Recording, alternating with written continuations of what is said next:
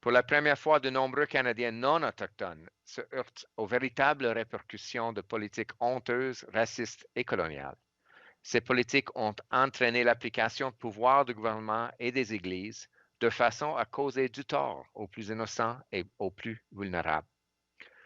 We respect and understand that Indigenous leaders and communities know best what they need, and we're committed to being there to support them.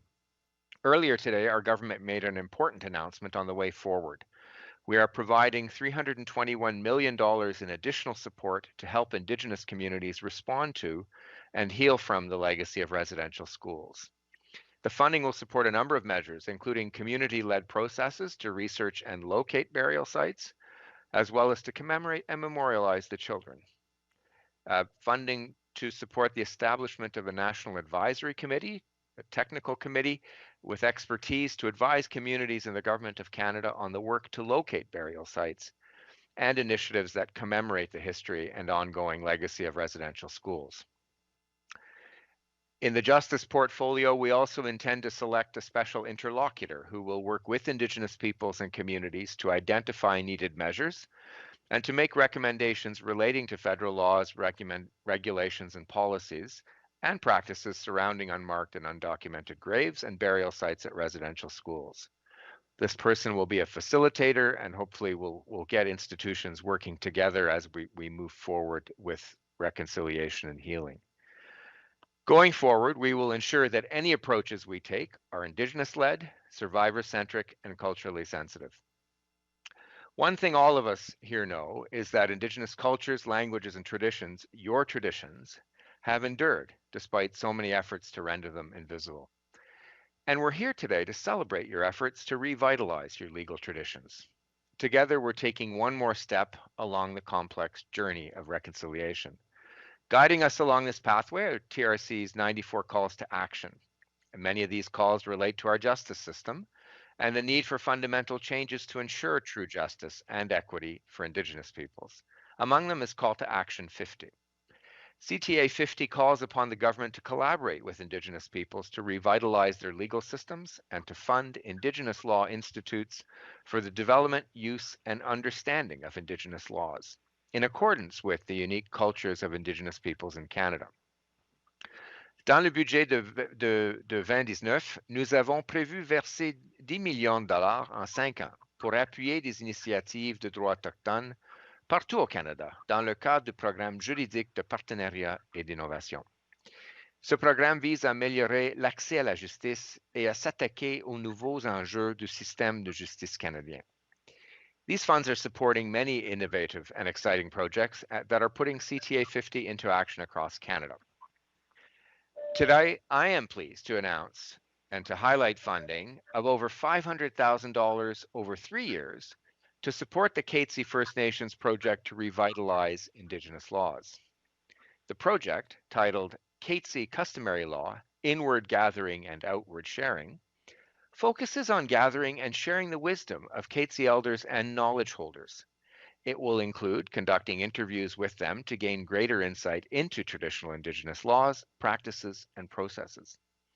These customary laws will be shared through the Katzie community, including through culture and language camps, through youth and young adults. The camps will provide a meaningful cultural context as the participants reflect on how these customary laws might be adapted for the future. Ultimately, these discussions will inform the development of a customary law charter document and eventually an economic development plan that is in keeping with traditional laws.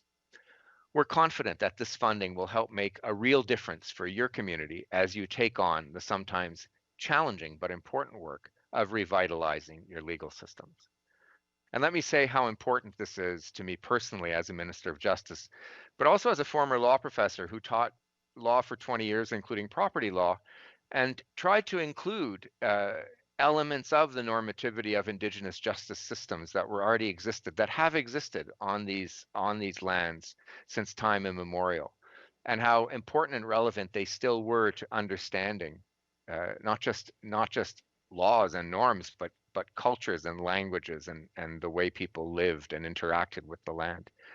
And that's true across the board. And so I am doubly pleased for this announcement today because it means so much to me. The future of Canada lies in the revitalization of legal systems, of the coexistence of these legal systems, legal pluralism with various legal systems governing the lives of people, as well as the common law and the civil law in Quebec and our constitutional documents. So there isn't any reason why they can't coexist and cooperate. And so I am exceedingly pleased that this is moving forward. And today's announcement is one of a number of concrete actions that we're taking to advance reconciliation. Nous avons récemment franchi une étape importante de notre travail avec la sanction royale de la loi sur la Déclaration des Nations Unies sur les droits des peuples autochtones. Nous avons maintenant une feuille de route pour faire progresser la mise en œuvre de la déclaration à l'échelle fédérale. Nous entendons faire en sorte que ces travaux concertés mettent l'accent sur le soutien aux peuples autochtones dans l'exercice du droit à l'autodétermination. It also speaks of the goals of CTA 50 and the right of Indigenous peoples to maintain and strengthen their distinct legal institutions. And we continue to work with a number of Indigenous communities, as well as with our partners at Crown Indigenous Relations and Northern Affairs, to establish administration of justice agreements. This responds directly to CTA 42 for federal and provincial governments to recognize and implement Aboriginal justice systems. This is a core function of self-governance. It will help Indigenous peoples to develop capacity for enduring and transformational change. And it is the key to improving community safety and reducing overrepresentation of Indigenous people in the criminal justice system. As well, Budget 2021 announced investments of $18 million over 5 years and $4 million ongoing to revive the Law Commission of Canada. This will support, among other things, the work to address systemic barriers in the justice system, including those faced by Indigenous peoples. The project we're celebrating today will help build a new path forward that focuses on the revitalization of legal traditions, and that will help fulfill the promise and potential of reconciliation for all Indigenous peoples. Haitich, thank you, merci. Thank you, Minister Lametti. I will now turn the mic to Councillor Kenworthy. Siamnet siaya, swell quata mostel, stamachalak tennisqui, telitznach Katzie. Amid zapqa quilum, hi zapka siamnet siaya, hi zapka. First off, I just want to say good morning, everybody. My name is David Kenworthy, and I'm an elected member of the Katzie First Nation Council, and I welcome you all to today's announcement. I'm delighted to stand here with the Minister of Justice today and announce the beginning of this exciting project. This 3-year project will provide an opportunity for Katzie to have important internal discussions about our own laws, but also to work with our neighbors to understand how those laws can and should impact their plans and activities in the Katzie territory. Our plan is to work with our Katzie community to create customary law charter that can be discussed and used internally, but then to share the charter with the other government agencies that currently make a lot of the decisions about Katzie territory. The specific goals of this project will be created by Katzie, and we are working with the support of a team of Katzie knowledge holders, experienced researchers, and allied scholars. We are especially excited about the culture camp component of this project, since the elders tell us that being out on the territory is the best way to understand the ancestral laws and to begin to understand how they apply now and for the future.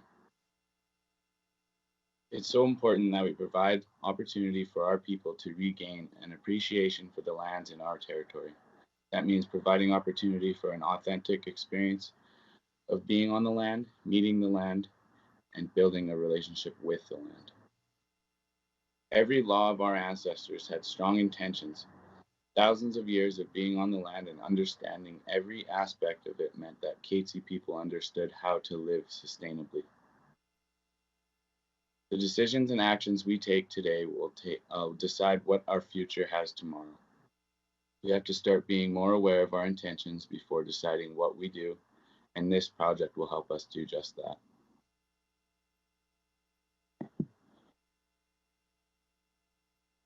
We are particularly interested in understanding how Indigenous customary law can be used in contexts that have never considered customary law or have been outwardly hostile towards it. In fact, we think that one of the most exciting aspects of this project is potential to inspire conversations and actions that can affect real change far beyond the Katzie territory and indeed Canada.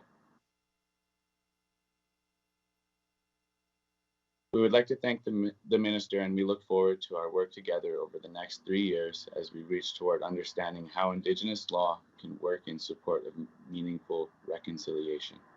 Haitsepka, thank you all, and thank everybody for being here, and thank our team at Katzie for getting this together and being the biggest part of this. So once again, thanking you all for being here. Haitsepka.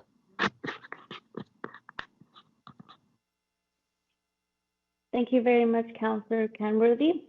Now we will begin the question and answer portion of this with the media. Maintenant, nous allons commencer la période de questions avec les membres des médias. Un petit rappel de s'il te plaît utiliser la fonction lever la main ou étoile 6 si vous suivez l'annonce au téléphone. Just a reminder to please use the raised hand function or *6 if you're following this announcement on the phone. You will get one question and one follow-up, un suivi et une question.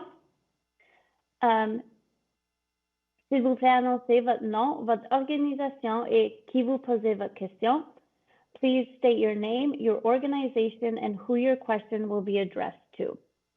I'll just wait a few moments to see if someone raises their hand.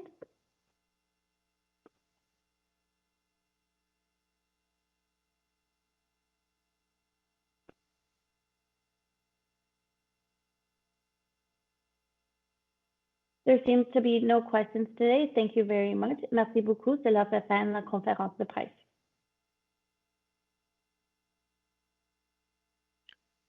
Well, good luck, Roba. Good luck, David. I think this is fantastic.